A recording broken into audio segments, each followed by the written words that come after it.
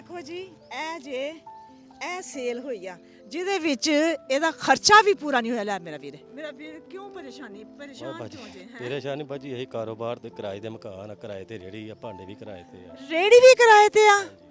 ਇਹਦਾ ਕਿੰਨਾ ਕਿਰਾਇਆ? 1500 ਰੁਪਏ ਦਾ ਭਾਜੀ ਮਹੀਨਾ। ਇਹਦਾ 1500 ਰੁਪਇਆ ਕਿਰਾਇਆ ਵਾ ਤੇ ਮਕਾਨ ਵੀ ਕਿਰਾਏ ਤੇ ਆ? ਮਕਾਨ ਦਾ 5000 ਰੁਪਏ ਕਿਰਾਇਆ। ਮਕਾਨ ਦਾ 5000 ਤੇ ਕਿਵੇਂ ਖਰਚਾ ਕੱਢ ਲੈਂਦੇ ਜੀ? ਬਸ ਭਾਜੀ ਸ਼ੁਕਰ ਅੱਲਾਹ ਦਾ, ਅੱਗੇ ਨਿਕਲ ਜਾਂਦੇ 3-4 ਦਿਨ ਹੋ ਗਏ ਕੋਈ ਨਹੀਂ ਨਿਕਲਦਾ ਹੈਗਾ। ਬਿਸਮਿਲ੍ਲਾਹਿਰਰਹਿਮਾਨਿਰਰਹੀਮ। ਅੱਲਾਹ ਪਾਕ ਤੇਰਾ ਸ਼ੁਕਰ ਕਰਦੇ ਹਾਂ ਅੱਜ ਦੇ ਦਿਨ ਵਾਸਤੇ ਜੋ ਤੂਨੇ ਸਿਹਤ ਜ਼ਿੰਦਗੀ ਤੰਦਰੁਸਤੀ ਨਾਲ ਦਿੱਤਾ।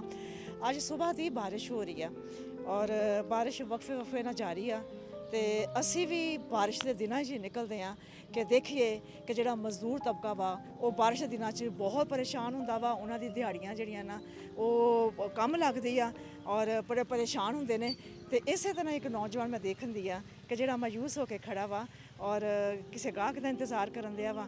ਉਹਨਾਂ ਕੋਲ ਜਾ ਰਹੀ ਹਾਂ, ਮੈਂ ਪੁੱਛਦੀ ਹਾਂ ਕਿ ਉਹ ਇੱਥੇ ਕੀ ਸੇਲ ਕਰਦੇ ਪਏ ਨੇ, ਕੀ ਰੱਖਿਆ ਉਹਨਾਂ ਨੇ, ਕਿਸ ਚੀਜ਼ ਦੀ ਉਹ ਮਜ਼ਦੂਰੀ ਕਰਦੇ ਪਏ ਨੇ। अस्सलाम वालेकुम। हाँ जी भाई की हाल जे, ठीक हो? हाँ जी शुक्र अल्लाह दा, ठीक ठाक जी। की नाम जे? मेरा अब्दुल गफार जी। अब्दुल गफार। हाँ जी। अच्छा भाई की बेचदे पे जे? इमली आलू बुखारा दा शरबत भाजी भेजदा मैं। ਇੱਥੇ ਕਿਉਂ ਖੜੇ ਜੇ? ਇੱਥੇ ਦੇ ਆਸੇ-ਪਾਸੇ ਕਬਰਸਤਾਨ ਆ। ਇਧਰ ਨੂੰ ਭਾਜੀ ਜਾਈਦਾ, ਗਾਹਕ ਇੱਧਰ ਵੀ ਲੱਗ ਜਾਂਦੇ। ਅੱਜ ਸਵੇਰ ਦਾ ਜਿੱਦਾਂ ਘਰੋਂ ਆਇਆ ਤੇ ਉਦਾਂ ਦੀ ਉਦਾਂ ਸ਼ਰਬਤ ਪਿਆ, ਜੇ ਕੋਈ ਗਾਹਕ ਨਹੀਂ ਲੱਗਾ ਅੱਜ।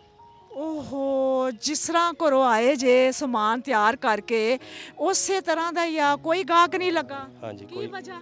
ਕੋਈ ਮੌਸਮ ਦੀ ਵਜ੍ਹਾ ਤੋਂ ਭਾਜੀ। ਮੌਸਮ ਦੀ ਵਜ੍ਹਾ ਤੋਂ। ਮੈਂ ਪਹਿਲੇ ਹੀ ਅਰਜ਼ ਕੀਤਾ ਵਾ ਕਿ ਜਦੋਂ ਬਾਰਿਸ਼ ਦੇ ਦਿਨ ਹੁੰਦੇ ਨੇ ਤੇ ਜਿਹੜਾ ਦਿਹਾੜੀਦਾਰ ਤਬਕਾ ਹੁੰਦਾ ਨਾ ਬਹੁਤ ਪਰੇਸ਼ਾਨ ਹੁੰਦਾ ਵਾ ਤੇ ਬਿਲਕੁਲ ਕੋਈ ਦਿਹਾੜੀ ਨਹੀਂ ਬਣੀ। 250 ਰੁਪਇਆ ਕਮਾਇਆ ਭਾਜੀ। ਹਾਏ 250 ਰੁਪਇਆ ਕਮਾਇਆ। ਤੇ ਇਹ ਕਿੰਨਾ ਤੁਸੀਂ ਸਮਾਨ ਕਿੰਨੇ ਦਾ ਬਣਾ ਕੇ ਲੈ ਕੇ ਆਏ ਜੇ? 1500 ਰੁਪਇਆ ਖਰਚਾ ਆਇਆ ਭਾਜੀ। 1500 ਦਾ ਸਮਾਨ ਤੁਸੀਂ ਰਾਸ ਪਾ ਕੇ ਲੈ ਕੇ ਆਏ ਜੇ ਤੇ ਉਹਦੇ ਵਿੱਚੋਂ 250 ਰੁਪਇਆ ਮੇਰੀ ਜਿਹੜਾ ਨਾ ਜੇਬ ਉਹ ਦੇ ਸੇਲ ਵਿੱਚ। ਹੋਇਆ। ਦਿਖਾਓ ਇਹ ਦੇਖੋ ਜੀ, ਇਹ ਜੇ ਇਹ ਸੇਲ ਹੋਈ ਆ ਜਿਹਦੇ ਵਿੱਚ ਇਹਦਾ ਖਰਚਾ ਵੀ ਪੂਰਾ ਨਹੀਂ ਹੋਇਆ। ਲੈ ਮੇਰਾ ਵੀਰ ਇਹ ਰੱਖ ਆਪਣੇ ਕੋਲ ਜੇਬ 'ਚ ਪਾ।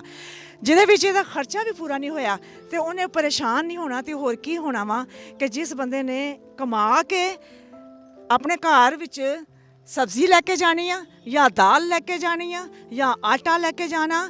ਇਹ ਜਿਹੜੇ ਰੋਜ਼ ਦੇ ਦਿਹਾੜੀਦਾਰ ਹੁੰਦੇ ਨੇ ਇਹਨਾਂ ਨੇ ਰਾਤ ਨੂੰ ਸ਼ਾਮ ਨੂੰ ਕਮਾ ਕੇ ਹੀ ਆਟਾ ਸਬਜ਼ੀ ਦਾਲ ਲੈ ਕੇ ਜਾਣੀ ਆ। ਤੇ ਮੇਰਾ ਵੀਰ ਕਿਉਂ ਪਰੇਸ਼ਾਨ ਕਿਉਂ ਜੇ ਹੈ? ਪਰੇਸ਼ਾਨੀ ਭਾਜੀ ਇਹੀ ਕਾਰੋਬਾਰ ਤੇ ਕਿਰਾਏ ਦੇ ਮਕਾਨ ਆ, ਕਿਰਾਏ ਤੇ ਰੇੜੀ ਆ, ਭਾਂਡੇ ਵੀ ਕਿਰਾਏ ਤੇ ਆ। ਰੇੜੀ ਵੀ ਕਿਰਾਏ ਤੇ ਆ?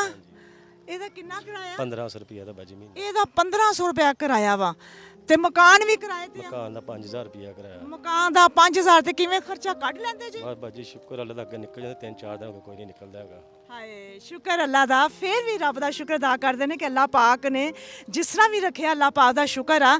ਨਿਕਲਣਾ ਕਿਰਾਇਆ ਖਰਚੇ ਨਿਕਲਣਾ ਬਹੁਤ ਮੁਸ਼ਕਲ ਹੋਇਆ ਵਾ। ਮੈਨੂੰ ਦਿਖਾਓ ਹਾਂ ਜ਼ਰਾ।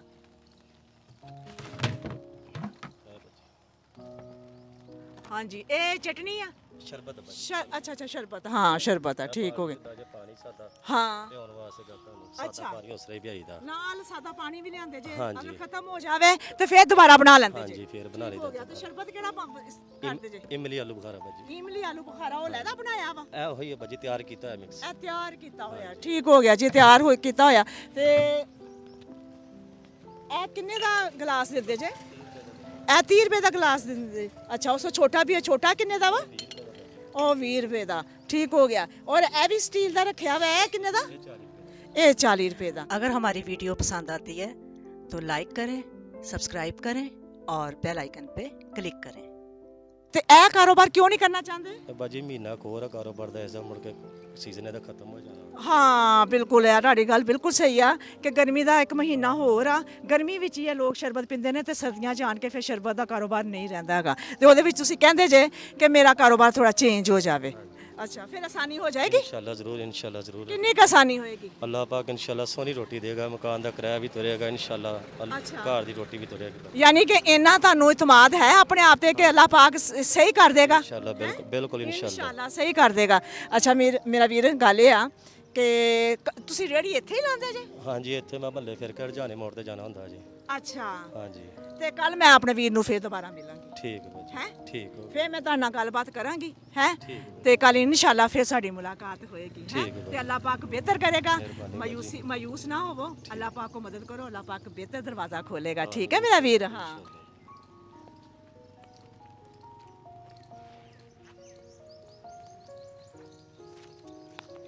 ਲਓ ਮੇਰਾ ਵੀਰ, ਇਹ 2000 ਆ, ਅੱਜ ਤੇ ਆਪਣੇ ਵਾਸਤੇ ਕੁਝ ਘਰ ਲੈ ਕੇ ਜਾਓ ਹੈ। ਜੋ ਵੀ ਆ, ਸਬਜ਼ੀ ਲੈ ਕੇ ਜਾਣੀ ਆ, ਦਾਲ ਲੈ ਕੇ ਜਾਣੀ ਆ, ਆਟਾ ਲੈ ਕੇ ਜਾਣਾ, ਅੱਜ ਤੁਸੀਂ ਲੈ ਕੇ ਜਾਓ ਤੇ ਕੱਲ ਤੇ ਛੋੜ ਦੋ ਹੈ। ਠੀਕ ਹੋ ਗਿਆ ਅੱਲਾਹ ਪਾਕ ਬਿਹਤਰ ਕਰੇਗਾ, ਹੈਂ? इंशाल्लाह, परेशान है, ठीक है, कल फिर मिलेंगे। ओके, अल्लाह हाफिज़।